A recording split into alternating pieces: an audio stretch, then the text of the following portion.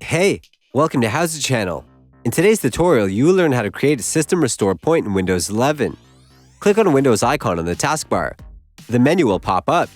Click on Settings. Select System from the left side list. Go to About. Click on System Protection. Go to System Protection tab. Click on your system disk and then click on Configure. Check Turn on System Protection. Move the pointer to set how much of disk space you want to use. Click Apply and click OK. To create the restore point, click on Create button. Type in the word you will remember.